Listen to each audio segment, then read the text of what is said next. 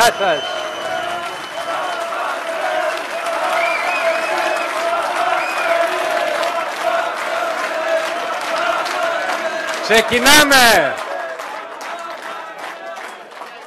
Ξεκινάμε και βλέπω στα πρόσωπά σας, στους νέους, τη νέα αγωνιστικότητα, αλλά και στους παλιούς φίλους και μαχητές, τα σημάδια πολλών αγώνων που σηκώσατε στις πλάτες σας. Σας τιμά αυτό και μαζί ξανά ξεκινάμε ένα νέο αγώνα.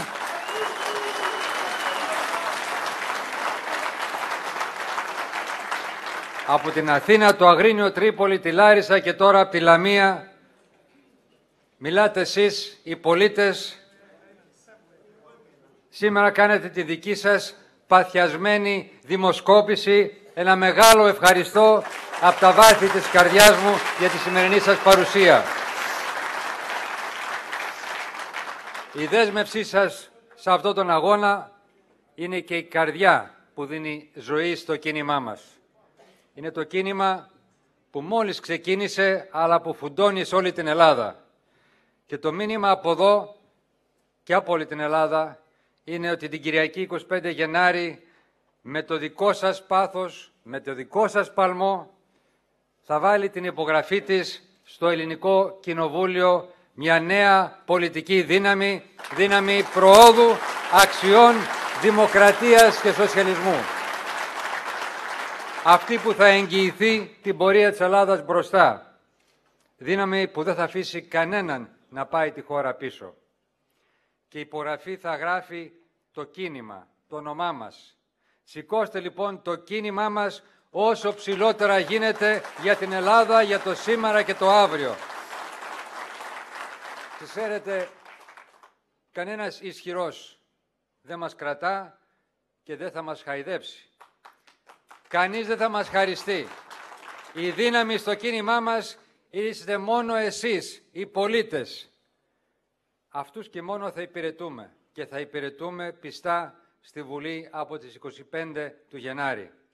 Τώρα θα ακουστεί η δικιά σας φωνή για αξίες για την Ελλάδα. Γιατί θέλουμε πολιτικούς που υπηρετούν, παλεύουν για τις αξίες και για τις αλλαγές, ή πολιτικούς που απλώς βολεύονται και δεν θέλουν να αλλάξουν τίποτα. Εμείς το έχουμε αποδείξει. Βάζουμε τη χώρα πάνω από το προσωπικό και κομματικό μας όφελος. Η παρουσία του κινήματός μας στη Βουλή θα επιβάλλει μια πολιτική πραγματικής αλλαγής. Θα επιβάλλει μια επανάσταση του αυτονόητου στο Ελληνικό Κοινοβούλιο. Διότι άλλοι είναι που κοιτάνε παιχνίδια εξουσίας. Εμείς πονάμε και μιλάμε για την ουσία, για την Ελλάδα, τον πολίτη της. Το έχουμε αποδείξει, το ξέρετε, γιατί μαζί σηκώσαμε ένα βάρος που δεν μας ανήκε, αλλά το κάναμε για την Ελλάδα. Και με αυτή τη συνέπεια και αυτή την αποφασιστικότητα μιλάμε για τις μεγάλες αλλαγές. Αυτές που ξεκινήσαμε, αυτές που ζήτησε ο ελληνικός λαός, αυτές που πρέπει να γίνουν παντού και δυστυχώς κανένας δεν ασχολείται τα τελευταία 2,5 χρόνια. Εμείς θέλουμε αυτοδυναμίες ή θέλουμε συνεργασίες. Μόνο η παρουσία του κινήματός μας στη Βουλή θα επιβάλλει συνεργασία για την πρόοδο, για το σοσιαλισμό, για τη δημοκρατία.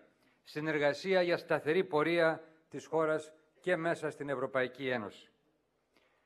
Το πάθος μας δεν είναι πάθος για την εξουσία. Είναι πάθος για προσφορά και για πραγματικές ανατροπές και αλλαγές. Γι' αυτό κάποιοι θα κάνουν τα πάντα για να μας κάμψουν. Αλλά δεν θα λυγίσουμε. Ποτέ δεν μας λύγησαν τα χτυπήματα, απλώς μας πείσμωσαν. Και σήμερα είμαστε πιο αποφασισμένοι από ποτέ να προχωρήσουμε το προοδευτικό όραμα για την Ελλάδα και για την κοινωνία μας. Όπως είπα, η δύναμή μας είναι μόνο οι πολίτες.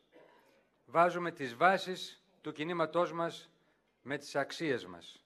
Ένα δείγμα γραφής είναι και τα ψηφοδέλτιά μας. Είναι ένας σαρωτικός άνεμος αλλαγής. Είναι η γενιά του 2009 και η επόμενη γενιά στελεχών. Μπροστά όσοι και όσες θέλουν να αλλάξουν τη χώρα, και προς το καλύτερο και προς το δικαιότερο. Το κίνημά μας γεννήθηκε για να στείλει ένα ξεκάθαρο μήνυμα. Ένα μήνυμα που λέει ότι μπορεί να υπάρξει πολιτική με κεφαλαίο π, χωρίς εξαρτήσεις. Μπορούμε να οικοδομήσουμε μια Ελλάδα μακριά από ένα πελατειακό σύστημα και κατεστημένο των αξιών, της δικαιοσύνης, της δημιουργίας. Μπορούμε να οικοδομήσουμε μια Ελλάδα που έχει βασικούς κανόνες για όλους, που θα τηρούνται από όλους και πρώτα απ' όλα από το ίδιο το κράτος. Θεσμούς που προστατεύουν δικαιώματα και όχι τα προνόμια των λίγων και των ισχυρών. Μια χώρα όπου θα υπάρχει η ισχύς του δικαίου και όχι το δίκαιο του ισχυρού. Για να μην χρειάζεται ο πολίτης, ο επιχειρηματίας, ο άνεργος, ο συνταξιούχος, ο αγρότης, ο εργαζόμενος, να ψάχνει κάποιον πάτρονα, να ψάχνει κάποιον μπροστάτη για να δει στον ήλιο μοίρα. Εμείς μιλάμε για πραγματικά δικαιώματα και όχι προνόμια των λίγων. Ο κάθε πολίτης δικαιούται να έχει τα βασικά του δικαιώματα προστατευμένα. Αυτή είναι και η βασική μας φιλοσοφία. Διότι ακριβώς το αντίθετο, αυτή η πελατειακή λογική του να ψάχνουμε για κάποιον πάτρονα, κάποιον μπροστάτη, κάποιο μέσο, αυτή είναι η πελατειακή εξάρτηση, η πραγματική εξάρτηση. Είναι η εξάρτηση και στην Ελλάδα, που αντί να αναδεικνύει τις πραγματικές δυνατότητες του κάθε Έλληνα και κάθε Ελληνίδας, τον αναγκάζει και την αναγκάζει να σκύβει το κεφάλι για να υπηρετεί τα μικρότερα ή και τα μεγαλύτερα συμφέροντα κάποιων κατεστημένων. Αυτό, φίλες και φίλοι, είναι και το βάθος της εξάρτησης που μας δημιούργησε και την εξάρτηση σήμερα από τους δανειστές μας στο εξωτερικό. Είναι αυτό το σύστημα που δημιούργησε την αδυναμία της χώρας να σταθεί στα δικά της πόδια. Και ξέρετε καλά ότι δεν έχουμε χρόνο για χάσιμο. Εμείς σαρώνουμε την Ελλάδα σπίτι-σπίτι προβάλλοντας τους 5 λόγους γιατί το κίνημά μας αξίζει την ψήφο των Ελλήνων. Πρώτα, γιατί η χώρα χρειάζεται πολιτικούς και πολιτικές δυνάμεις που βάζουν πρώτα την Ελλάδα και τους πολίτες της, που δεν υπολογίζουν κανένα προσωπικό ή πολιτικό κόστος μπροστά στο πατριωτικό καθήκον. Αυτό κάναμε και εμείς το 2009.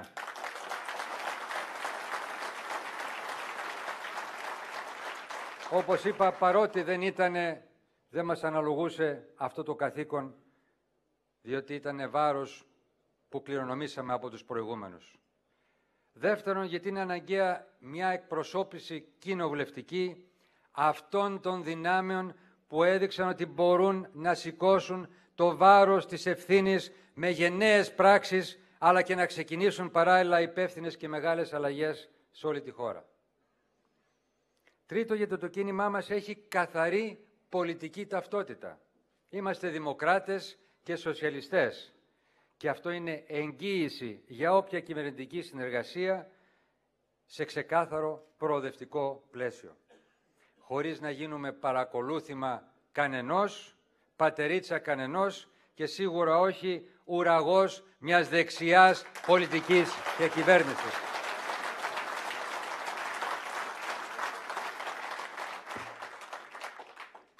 Τέταρτον, γιατί η χώρα θα πάει μπροστά χτίζοντας μόνο πάνω σε γερά θεμέλια. Και αυτά τα θεμέλια είναι η αλήθεια, οι αλήθειες των γεγονότων. Όχι η συνωμοσιολογία, όχι οι μύθοι που κρύβουν τα πραγματικά αίτια της κρίσης. Η δικιά μας φωνή είναι αυτή της εμπειρίας, της γνώσης για τα πραγματικά γεγονότα εντός και εκτός Ελλάδας. Γεγονότα που πρέπει όλοι να έχουμε στο μυαλό μας, ώστε να μην ξαναβρεθεί ποτέ πια η χώρα στο χείλος του γκρεμού. Και πέμπτον, γιατί εμείς το κίνημά μας δίνουμε φωνή και δύναμη στους χιλιάδες πολίτες μέσα από τη δικιά μας ξεχωριστή φιλοσοφία, αυτό της συμμετοχικής δημοκρατίας, της άμεσης δημοκρατίας, της αυτοοργάνωσης που εσείς εδώ κάνετε σήμερα, της προσφοράς και της διαβούλευσης. Είναι το κίνημά μας που πίστεψε και πιστεύει ότι ο λαός έχει δικαίωμα να εκφραστεί και στα μεγάλα ζητήματα και όχι μόνο στα μικρά. Είναι το κίνημα που πίστεψε στο δικαίωμα του ελληνικού λαού να έχει λόγο μέσα από ένα δημοψήφισμα όταν πολεμηθήκαμε λυσαλέα και εντός και εκτός Ελλάδας. Όταν ουσιαστικά ακυρώθηκε μια μεγάλη δημοκρατική πράξη για τον ελληνικό λαό. Είναι ακριβώς αυτή η βαθιά δημοκρατική μας πίστη που μας εμπνέει. Γιατί εμείς πιστεύουμε στο λαό. Πιστεύουμε στις δυνατότητές του. Έχουμε εμπιστοσύνη στην κρίση του πολίτη. Και ξέρουμε ότι δεν είναι μόνο η εμπιστοσύνη στην κρίση του πολίτη. Αλλά αν είναι να προστατεύσουμε, να εγγυηθούμε το συμφέρον του ελληνικού λαού, πρέπει να έχει δικαίωμα σε λόγο, να αποφασίζει ο ίδιος για την πορεία της χώρας.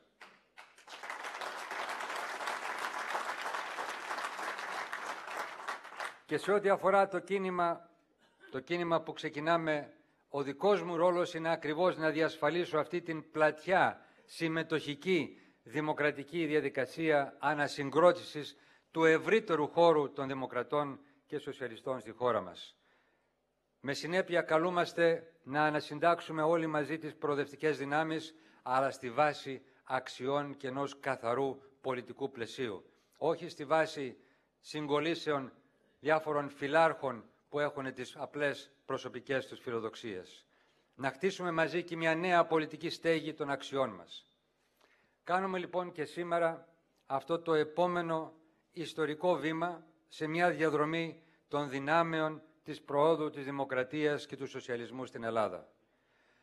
Ξέρετε, δεν επιλέξαμε και δεν επέλεξα τον εύκολο δρόμο του βολέματος ή μιας βουλευτικής έδρας. Πήρα μια δύσκολη απόφαση και επέλεξα τον δύσκολο δρόμο μέσα από δύσκολες συνθήκες, όπως και ο Ανδρέας το 1974.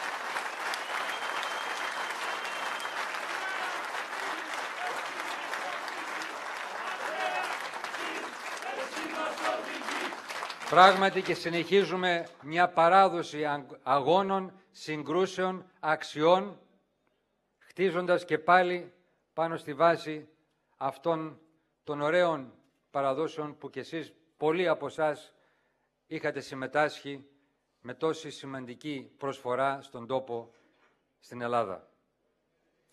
Και σε αυτή την προεκλογική περίοδο, έστω και στις λίγες μέρες αυτές, θα τα πούμε όλα. Τώρα είναι η σειρά μας. Τώρα θα ακουστεί η δική μας φωνή.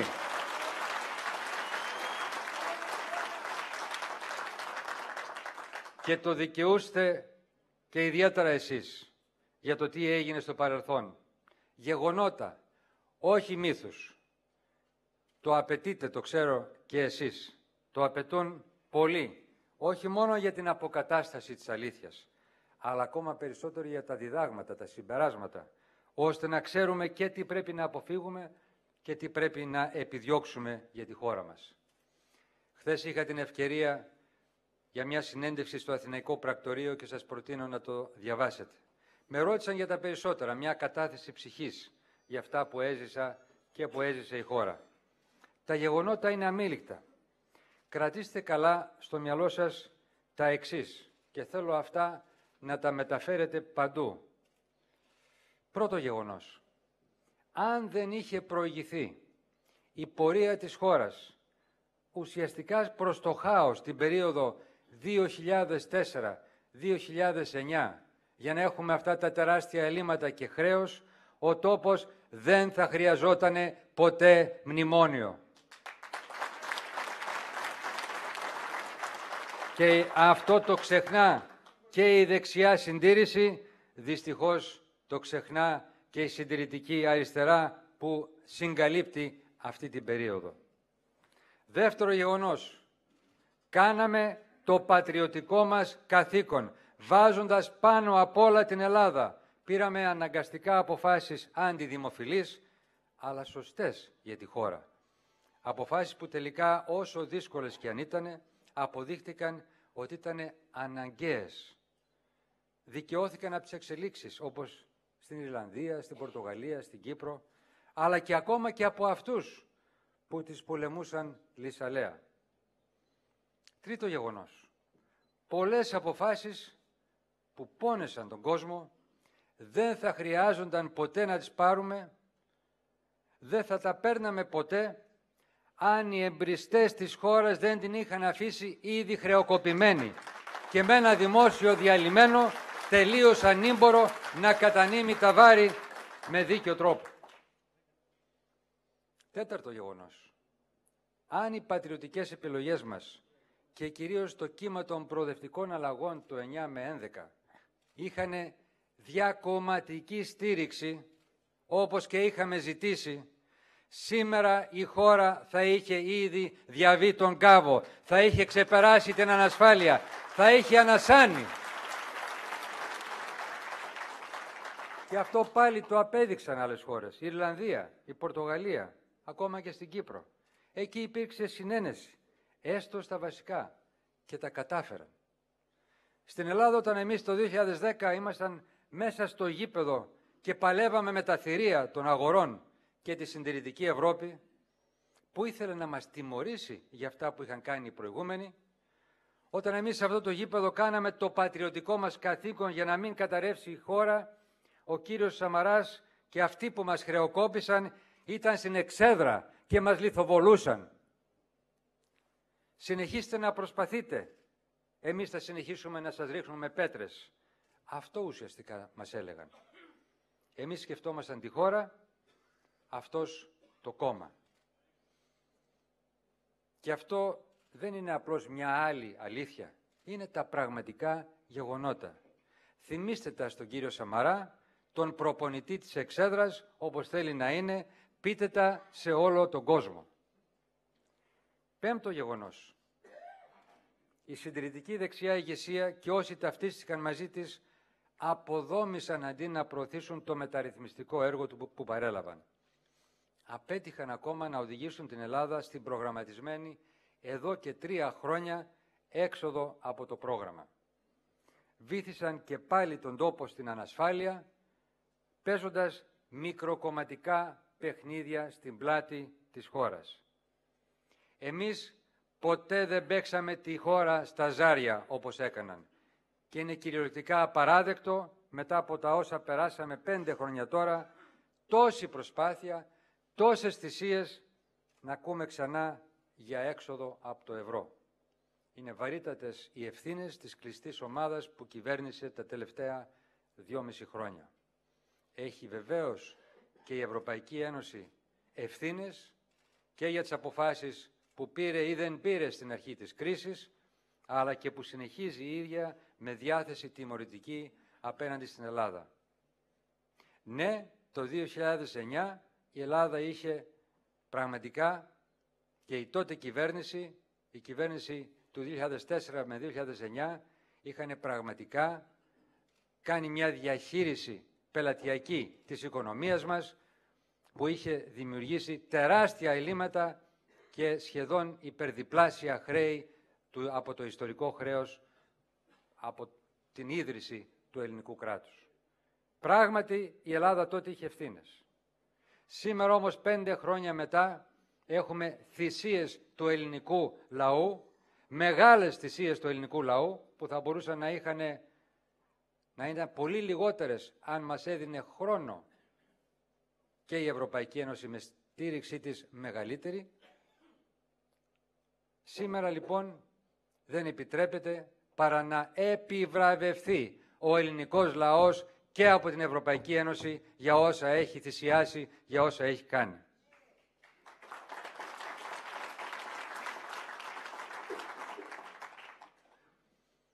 Αλλά αυτό βεβαίως έχει σχέση και με το πώς η εκάστοτε κυβέρνηση διαχειρίζεται αυτές τις θυσίες. Και είμαστε απέναντι στη συντηρητική δεξιά ηγεσία και όσους ταυτίστηκαν μαζί της, αντί να συνεργαστούν επί ίσης όρης, όπως και είμαστε απέναντι σε μια παραδοσιακή συντηρητική αριστερά, γιατί δεν ήταν μόνο η δεξιά συντήρηση που πετούσε πέτρας από την εξέδρα. Βαρύτατες ευθύνες έχει και η ηγεσία της σημερινής αξιωματικής αντιπολίτευσης. Είμαστε λοιπόν απέναντι και σε αυτούς που υπηρετούν ένα πελατειακό κατεστημένο, αλλά και σε όσους προτείνουν να υπηρετήσουν ένα συγκεντρωτικό κομματικό κρατισμό. Εμείς λέμε ότι πρέπει να συνεχιστεί το έργο των δημοκρατικών, συμμετοχικών, αποκεντρωτικών προοδευτικών αλλαγών της περίοδου 9 με 11, που διακόπηκε το έργο αυτό. Γιατί η χώρα δεν πρόκειται να ξεφύγει από την ανασφάλεια αν δεν ανακάμψει οριστικά, αν δεν αλλάξει οριστικά, αν δεν αλλάξει συθέμελα στη βάση αρχών και αξιών για μια σύγχρονη λειτουργική δημοκρατία. Και αυτή είναι μια δικιά μας ευθύνη. Φίλες και φίλοι, όσο και αν μας επηρεάζει το ευρωπαϊκό και διεθνές περιβάλλον, όπως είπα, έχουν μεγάλες ευθύνες και οι εταίροι μας και τότε και τώρα, τίποτα δεν μπορεί να υποκαταστήσει τη δική μας ευθύνη να αλλάξουμε την Ελλάδα. Μην ψάχνουμε ούτε για προστάτες που θα αλλάξουν την Ελλάδα, ούτε για φταίχτες που δεν αλλάζει η Ελλάδα. Εμείς θα αλλάξουμε την Ελλάδα. Κανείς δεν θα το κάνει για μας. Και το 1922 ο Ελευθέριος Βενιζέλος τόνιζε ότι δεν υπάρχει Θεός της Ελλάδας. Μόνοι μας θα αλλάξουμε τα πράγματα ή μόνοι μας θα καταστραφούμε, έλεγε. Γι' αυτό και το δικό μας κίνημα μιλά για ένα ελληνικό σχέδιο για το μέλλον. Σχέδιο δικό μας για θεσμούς και δημοκρατία που θα λειτουργεί. Αληθινά πατριωτικό, που κανείς δεν χρειάζεται να το επιβάλλει. Που θα είναι δικό μας με υπογραφή των Ελλήνων πολιτών. Και ναι, αν χρειάζεται για τις μεγάλες αλλαγές να γίνουν δημοψηφίσματα. Δεσμευόμαστε οι προτάσεις τις οποίες θα καταθέσουμε, για τις οποίες θα δεσμευτούμε, θα προωθήσουν την λογική αλλαγών μεγάλων, οι οποίες θα επικυρωθούν μέσα από δημοψηφίσματα του ελληνικού λαού. Για να πάψουν οι πολίτες να νιώθουν ότι κάποιοι άλλοι αποφασίζουν για αυτούς. Για να είμαστε σίγουροι ότι αυτά που θα αλλάξουμε θα είναι προς το συμφέρον, το κοινό συμφέρον του ελληνικού λαού. Για να υπάρξει πια εμπιστοσύνη στο κράτος και να είναι αυτός ο κανόνας και όχι η εξαίρεση. Μόνο έτσι θα υλοποιηθεί ένα όραμα μιας μεταπελατειακής Ελλάδας, σύγχρονης δημοκρατίας αξιών, δικαιοσύνης και δημιουργίας. Αλλά και μια δημοκρατία στην οποία μπορεί να αισθάνεται ο Έλληνας ότι το δημόσιο είναι τελικά και δικό του. Του ανήκει, όχι κάτι ξένο, όχι κάτι που τον εκμεταλλεύεται, όχι κάτι που δεν τον εμπιστεύεται. Και έχουμε ένα τρίπτυχο, 3 άξονες πάνω στο οποίο θέλουμε να αλλάξουμε την Ελλάδα. Πρώτα απ' όλα είναι η απελευθέρωση των δημοκρατικών μας θεσμών, γιατί αυτό υπάρχει από έναν πελατειακό εναγκαλισμό από κάθε λογής συμφέροντα. Μια αιχμαλωσία, ώστε οι θεσμοί να λειτουργούν και να προστατεύουν τον πολίτη από κάθε μορφής αυθαιρεσία. Θεσμούς που αποτρέπουν τη σπατάλη και την ιδιοποίηση του πλούτου του ελληνικού λαού. Και αυτός ο πρώτος άξονας είναι βασικός και για ένα δεύτερο στόχο, ένα δεύτερο άξονα. Αυτόν της ανθρωπιάς και της αλληλεγγύης. Είναι, όπως έλεγε ο Ανδρέας Παπανδρέου, το πράσινο χρώμα στην πολιτική μας. Ένα κράτος σωστό, αποτελεσματικό, αποκεντρωμένο, όχι γραφειοκρατικό με διαφάνεια, είναι το κράτος που μπορεί να εξασφαλίσει και δικαιοσύνη και αλληλεγγύη, σωστές υπηρεσίες υγείας, παιδείας, πρόνοιας, ασφάλισης και προστασίας του περιβάλλοντος. Να φτιάξουμε επιτέλους ένα κράτος που να υπηρετεί τον πολίτη σωστά, αποτελεσματικά. Μπορούμε και οι Έλληνες και η Ελλάδα αυτό να το κάνει, αρκεί να το πιστέψουμε. Μπορεί να αξιοποιήσει τα λεφτά του ελληνικού λαού με τον καλύτερο τρόπο. Και όταν έλεγα ότι λεφτά υπάρχουν, αυτό ακριβώς εννοούσα. Ότι αν φτιάξουμε ένα κράτος που λειτουργεί, λεφτά θα υπάρχουν για τον πολίτη, τα δικαιώματά του, θα υπάρχουν για την ανάπτυξη, θα υπάρχουν για τους νέους ανθρώπους. Εμπεδώνοντας δικαιώματα, μπορεί να σπάσει έτσι και η ανισότητα. Να εγγυηθούμε ένα ελάχιστο αξιοπρεπές επίπεδο διαβίωσης για όλους. Όπως είπα, να εμπεδώσουμε την ισχύ του δικαίου και όχι το δίκαιο του ισχυρού. Τέλος, ο τρίτος άξονας, που πάλι έχει προϋπόθεση και ένα κράτος που να λειτουργεί σωστά, δημοκρατικά, αλλά και ένα κράτος που να βοηθά τον πολίτη να αισθάνεται ασφάλεια, σιγουριά, είναι αυτή που λέμε η βιώσιμη ανάπτυξη, πράσινη ανάπτυξη, που θα απελευθερώσει το δυναμικό, την πρωτοβουλία του Έλληνα πολίτη. Θα ανασυγκροτήσει την παραγωγική μας βάση, τη δομή, ώστε να επενδύσουμε στα συγκριτικά ελληνικά πλεονεκτήματα. Ειδικά στο ανθρώπινο δυναμικό, τον Έλληνα, την Ελληνίδα, τον πολιτισμό μας, το φυσικό μας περιβάλλον, που είναι συγκριτικά πλεονεκτήματα για τον διεθνή ανταγωνισμό. Έτσι και μόνο θα ανοίξουν ποιοτικές δουλειές. Έτσι και μόνο θα μπορέσουμε να φτιάξουμε δουλειές που να γυρίσουν τα παιδιά μας και να εγγυηθούμε για τους άλλους ένα μέλλον με προοπτική. Τι διαφορετικό λοιπόν προτείνουμε εμείς σε σχέση με τους άλλους? Με απλό τρόπο λέω ότι η πρότασή μας είναι μια άλλη εναλλακτική, οραματική, αλλά και παράλληλα υπεύθυνη πρόταση απέναντι στα ευχολόγια και της Νέας Δημοκρατίας και του ΣΥΡΙΖΑ. Και αυτό το λέω έχοντας τη σκληρή εμπειρία διαχείρισης της μεγαλύτερης κρίσης της πρόσφατης ιστορίας στην Ελλάδα. Η Νέα Δημοκρατία μίλησε για επαναδιαπραγμάτευση, τα ζάπια, αλλά εφάρμοσε ένα πρόγραμμα σκληρής λιτότητας. Και όχι μόνο αυτό, χωρίς να κάνει σοβαρές αλλαγές στη χώρα. Αντίθετα, υπονόμευσε σημαντικές αλλαγές που είχαμε ξεκινήσει. Ποια είναι η πρότασή της? Λέει θέλει να μείνουμε στο ευρώ, αλλά χωρίς να γίνουν αλλαγές στις δομές, διατηρώντας άθικτες το πελατειακό κατεστημένο που πνίγει την οικονομία και την πολιτική, ένα πολιτικό-οικονομικό κατεστημένο, και αυτό σημαίνει ένα τέτοιο μείγμα πολιτικής, σημαίνει την συνέχεια της ανισότητας, της αδικίας, της ανέχειας και της σκληρής λιτότητας στη χώρα. Ο ΣΥΡΙΖΑ τώρα λέει να μείνουμε στο ευρώ, αν και υπάρχουν πολλές και διαφορετικές φωνές, αλλά και ο ΣΥΡΙΖΑ λέει χωρίς να κάνουμε σοβαρές αλλαγές στο κράτος, στις δομές. Αντίθετα μιλά για ένα μεγαλύτερο κράτος, εκφράζει έναν συγκεντρωτικό κρατισμό που δυστυχώς απλώς θα εκφράσει μια πελατειακή διαπλοκή με άλλα πρόσωπα. Και έτσι θα βαθαίνουν τα αίτια της κρίσης αντί να τα χτυπάει. Όσο για τη λιτότητα λέει ότι θα ασκήσει το μνημόνιο, αλλά είναι εκτός πραγματικότητας για δύο λόγους. Πρώτον, γιατί δεν κατανοεί τα βαθύτερα αίτια της κρίσης στην Ελλάδα. Το βαθύτερο αίτιο της κρίσης δεν είναι το μνημόνιο. Είναι αυτά που μας έφεραν να χρειαστούμε το μνημόνιο. Είναι αυτά που μας έφεραν να χρειαστούμε δανεικά από τρίτους. Είναι αυτά που μας έφεραν να μην στεκόμαστε στα δικά μας πόδια που ξέρουμε ότι μπορούμε. Αυτά είναι τα αίτια. Και όχι να σκίζουμε χαρτιά. Τότε πράγματι, αν χτυπήσουμε τα αίτια, τότε θα είναι πραγματικά προοδευτικό αριστερό, ουσιαστικό για τον Έλληνα πολίτη. Αλλά υπάρχει και κάτι άλλο για το ΣΥΡΙΖΑ που είναι εκτός πραγματικότητας.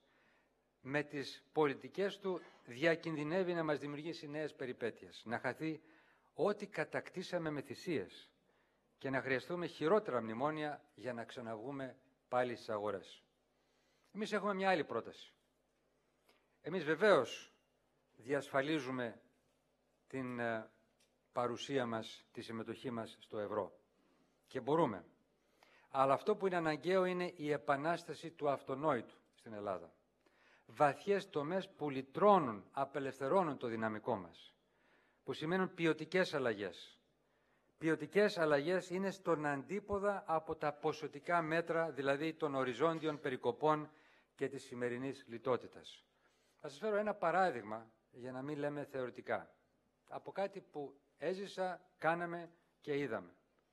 Ένα από τα πολλά παραδείγματα.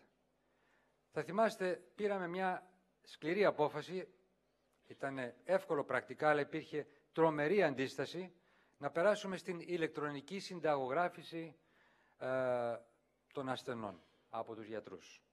Αρχικά υπήρχε τρομερή αντίδραση από τους γιατρούς, μάλιστα λέγανε εμείς δεν ξέρουμε υπολογιστές. Εγώ πήρα την απόφαση και είπα όποιος γιατρός δεν γνωρίζει υπολογιστή, να χρησιμοποιήσει υπολογιστή, δεν θα ανανεώσουμε τη σύμβασή του. Και έτσι το 95% σε 2 εβδομάδες έμαθε να λειτουργεί τον υπολογιστή.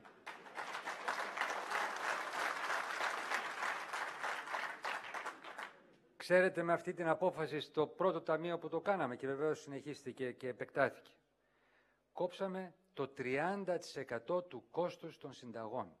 Που ποιος θα το πλήρωνε? Θα κέρδιζαν βέβαια κάποιες μεγάλες φαρμακοβιομηχανίες. Ποιος όμως θα το πλήρωνε? Τα ασφαλιστικά ταμεία. Εσείς, ο εργαζόμενος, ο συνταξιούχος, εσείς θα τα πληρώνατε. Πόσο μας κόστισε αυτό το μέτρο? 0. 0 κόστισε αυτό το μέτρο για το ελληνικό κράτος. Ήταν μια ποιοτική αλλαγή. Ούτε περικοπές ήταν για τον συνταξιούχο, ούτε ήταν περικοπές για τον εργαζόμενο. Γι' αυτό λέγαμε εμείς πρέπει να αλλάξουμε, αντί να αλλιώς θα βουλιάξουμε. Να αλλάξουμε. Αυτές είναι οι αλλαγές οι ποιοτικές. Και όταν πήγα εγώ το 2009 στην πρώτη συνάντησή μου με τους πρωθυπουργούς των άλλων χωρών της Ευρωπαϊκής Ένωσης και διάφοροι μου λέγανε έχετε λύματα, κόψτε μισθούς, κόψτε συντάξεις. Τους είπα, μπορεί να υπάρχουν κάποιες αδικίες και ίσως να υπάρχουν και κάποιες ανισότητες και με συντάξεις και κάποιοι να έχουν μεγαλύτερες από ό,τι πρέπει. Δεν είναι αυτό το βασικό πρόβλημα, τους είπα. Το βασικό πρόβλημα είναι οι σπατάλες, το βασικό πρόβλημα είναι η διαφθορά, το βασικό πρόβλημα είναι τα κατεστημένα που κατατρώνε τον πλούτο του ελληνικού λαού.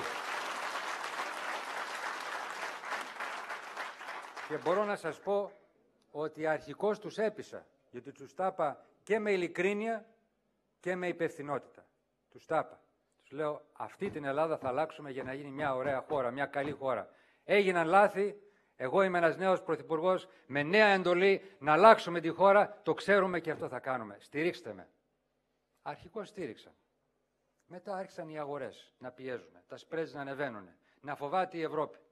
Και επικράτησε εκεί η συντηρητική νεοφιλελεύθερη πολιτική.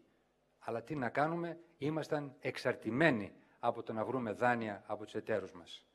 Και άρχισε λοιπόν αυτή η σκληρή δημοσιονομική πολιτική. Εμείς λέμε λοιπόν ότι χρειάζονται ποιοτικές αλλαγές. Υπεύθυνη διαχείριση του δημοσιονομικού μας, αλλά και ανατροπή όσων πρακτικών και λειτουργιών δημιούργησαν αυτό το κοστοβόρο, το άδικο πελατειακό σύστημα. Αυτό είναι το δικό μας σχέδιο. Όχι άλλη λιτότητα. Γιατί το βαθύτερο πρόβλημα είναι ακριβώς αυτό το πελατειακό, αδιαφανές κράτος που κατατρώει τον πλούτο του ελληνικού λαού.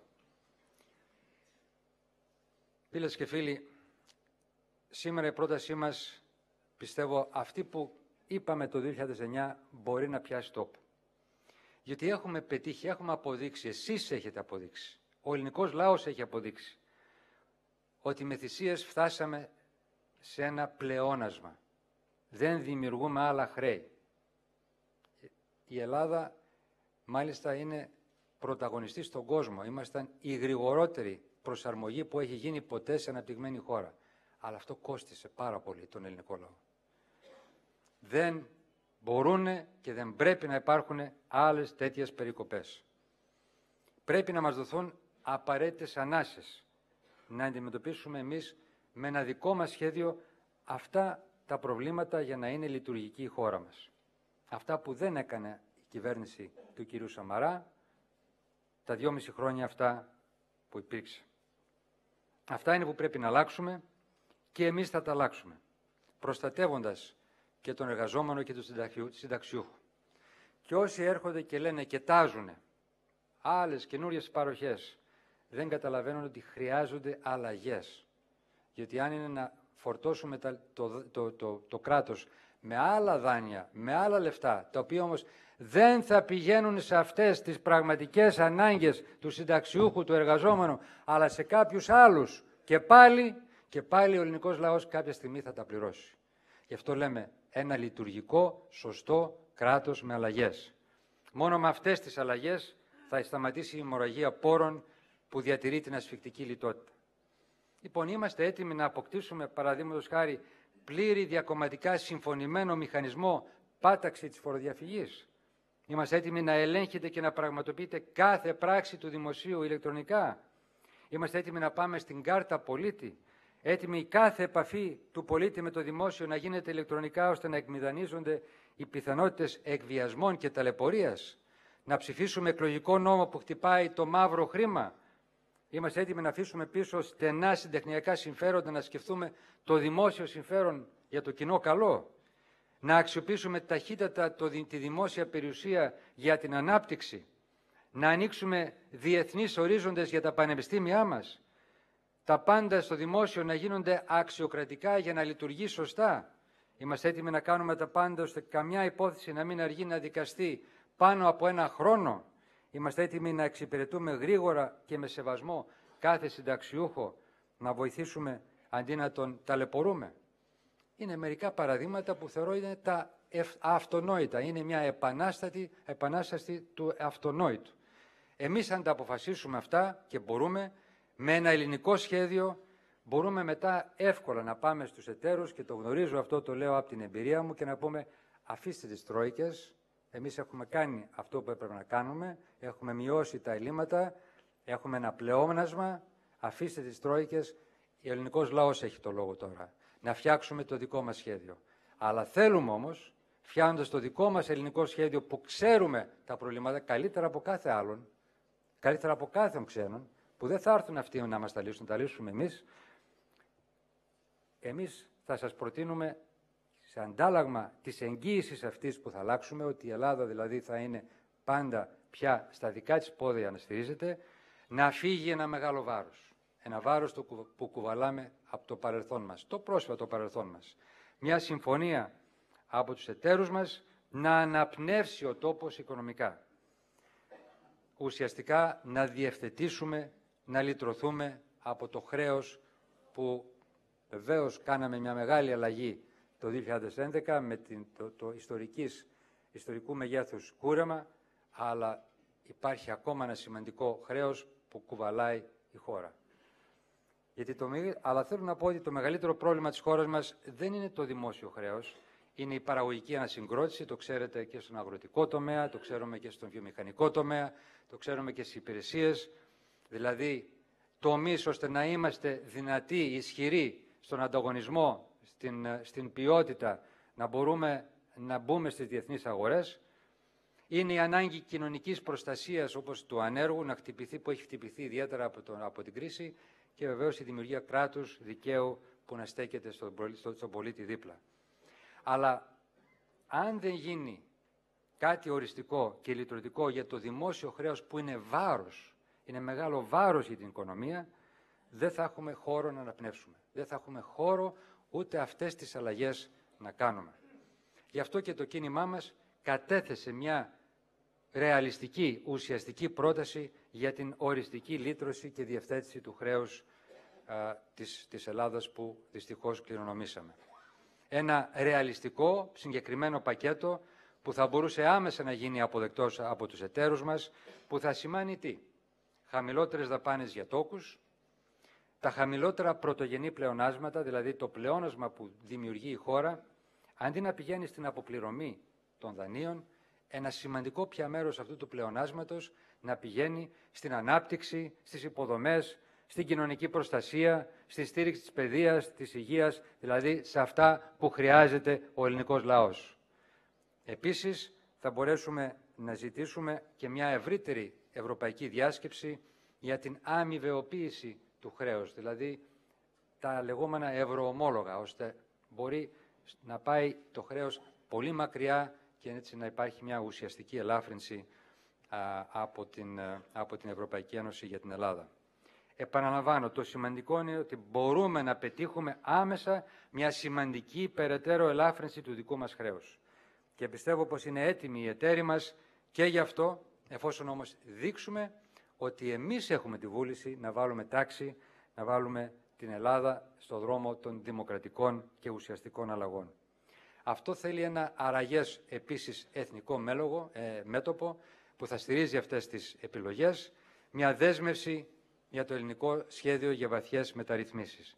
Μια μεγάλη συμφωνία, συμβόλαιο, πρώτα απ' όλα του ελληνικού λαού, αλλά δεύτερον με τους εταίρους και τους λαούς των άλλων χωρών.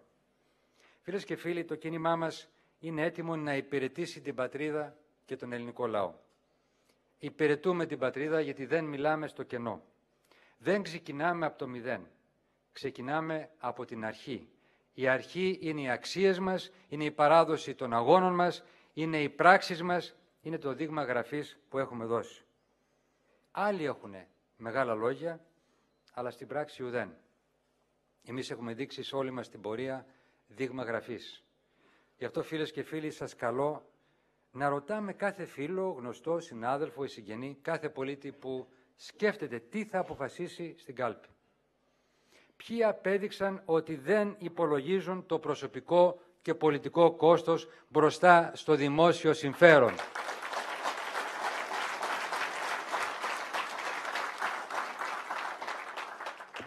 Σε ποια περίοδο δρομολογήθηκαν πραγματικές προοδευτικές αλλαγές στη χώρα, ακόμα και μεσούσης της κρίσης. Αλλαγές όπως ο Καλλικράτης, η διάβια, η ηλεκτρονική συνταγογράφηση, οι ηλεκτρονικές προμήθειες, το χτύπημα των φοροφυγάδων. Ποιοι καθιέρωσαν το θεσμό του οικονομικού εισαγγελέα για να κυνηγήσει τους φοροφυγάδες. Ποιοι χτύπησαν λησαλέα τα κατεστημένα. Ποιοι άνοιξαν τραπεζικούς λογαριασμούς. Ποιοι φορολόγησαν πρώτοι τις offshore. Ποιοι μάτωσαν για να διασφαλιστεί το δημόσιο συμφέρον στην ανακεφαλαιοποίηση των τραπεζών με τις κοινές μετοχές. Έχουμε δείξει ποιοι είμαστε. Έχουμε δείξει σε ποια κατεύθυνση θέλουμε να πάει η Ελλάδα. Πάνω σε αυτό το έργο θα χτίσουμε. Ναι, βεβαίως θα διορθώσουμε και λάθη. Θα καλύψουμε και κενά. Τι έχω πει. Και λάθη έχουμε κάνει και έχουμε μάθει και από αυτά. Αλλά δεν θα αποδομήσουμε, όπως έγινε δυστυχώς αυτά τα τελευταία χρόνια, αυτά που ξεκινήσαμε. Να οικοδομήσουμε μια Ελλάδα αξιών, δικαιοσύνης και δημιουργίας με βάση το ελληνικό μας σχέδιο. Φίλες και φίλοι, έμειναν 13 μέρες. Τίποτα δεν είναι εύκολο, αλλά είναι στο χέρι μας. Είναι στο χέρι μας να φτάσουμε ψηλά και το ξέρουν όλοι. Η κοινοβουλευτική μάχη για το κίνημά μας θα κερδιθεί. Θα κερδιθεί βεβαίως φίλο με φίλο, συγγενή με συγγενή, πόρτα-πόρτα, θα κερδιθεί από εσάς. Βγείτε παντού, μιλήστε για τις ιδέες που μας εμπνέουν και που μας έφεραν και πάλι εδώ μαζί σήμερα σε αυτή την αίθουσα. Μιλήστε για όσα έγιναν, αλλά και όσα μπορούμε να κάνουμε ως Ελλάδα. Με επιχειρήματα, με πολιτική, σίγουρα όχι με μικρότητες. Εμείς ενώνουμε όλους όσους διψάνε να δούμε μια πολιτεία με κανόνες που ισχύουν για όλους. Μια πλατιά συμμαχία προοδευτικών ιδεών και οραμάτων για το αύριο. Τώρα είναι η ώρα του κινήματός μας. Είναι η ώρα των δημοκρατών σοσιαλιστών. Πάμε λοιπόν, πάμε ξανά και καλή μας επιτυχία και με καλό μας αγώνα. Και ένα μεγάλο ευχαριστώ για τη σημερινή σας συγκινητική παρουσία. Πάμε. Ευχαριστώ.